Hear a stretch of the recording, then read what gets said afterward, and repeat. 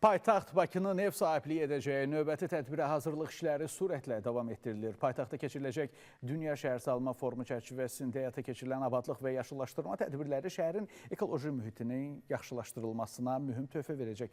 Mütəxəssislər hesab edir ki, forum yalnız müasir şəhərsalma yanaşmalarının müzakirə olunduğu platforma deyil, eyni zamanda praktik addımların atıldığı bir mərhələ kimi də diqqət çəkəcək.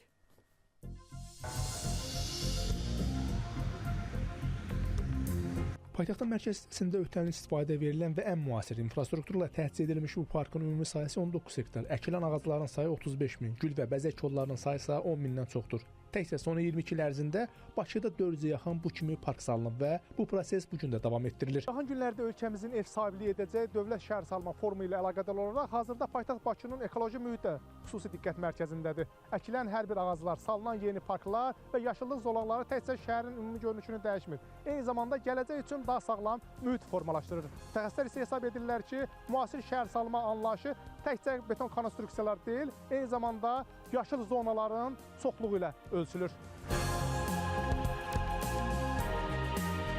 Bakının baş planına uyğun olaraq son illər paytaxtda həyata keçirilən kompleks abadlıq layihələri çərçivəsində parkların, yaşıllıq zonalarının və ictimai istirahət məkanlarının sayı sürətlə artır.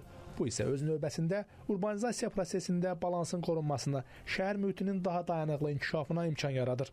Mərkəzi Nəbatət bağı, Cəmbərəkənd, Yasamaldakı Meşə Park, mərkəzi və qış parkları, Nərimanov, Gənclik, Xəqani və Gənclik metro stansiyasının yaxınlığındakı yeni parkı misal çəkmək olar. Bu parklarda sakinlərimiz və şəhərimizə gələn çox saylı qonaqların istirahəti üçün hər cür şərait yaradılıb. Ətraf mühit üzrə ekspert Rövşən Abbasov deyir ki, görülən işlər paytaxtın ekoloji tarazlığının qorunmasına, havanın keyfiyyətinin yaxşılaşdırılmasına və şəhər sakinlərinin istirahəti üçün daha komfortlu mühitin yaradılmasına xidmət edir. Şəhərin mərkəzində, mərkəzə yaxın olan hissələrində, dəniz sahillərində çox böyük istirahət zonaları əmələ gəlmişdir ki, bu da şəhər sakinləri üçün çox əlverişli bir yaşayış mühitini yaradır. Rövşən Abbasovun sözlərinə görə, paytaxtda keçiriləcək Dünya Şəhərsalma Forumu çərçivəsində təqdim olunacaq layihələrdə yaşıl şəhər konsepsiyası əsas prioritet istiqamətlərdən biri kimi ön plana çıxarılacaq.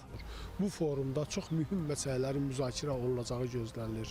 Şəhər mühitində yaşayış səviyyəsinin yaxşılaşdırılması, şəhər əhalisinin yaşıllıq ərazilərlə təmin olunması, şəhər havasının keyfiyyətinin yüksəldilməsi, şəhər mühitində iqlim dəyişmələri ilə mübarizə kimi məsələlərin gündəmə gətirilməsi nəzərdə tutulur. Mütəxəssislər hesab edir ki, forum çərçivəsində təqdim olunacaq yaşıllaşdırma layihələri və bu kimi istiqamətdə atılan addımlar Bakının beynəlxalq şəhərsalma təcrübəsinə inteqrasiyasını daha da gücləndirəcək. Eyni zamanda şəhərin dayanıqlı inkişaf modelinə keçidini sürətləndirəcək. Rəşad Vəkiloğlu, Nadir Zəlilov, Əfqan Bayramov, Space xəbər.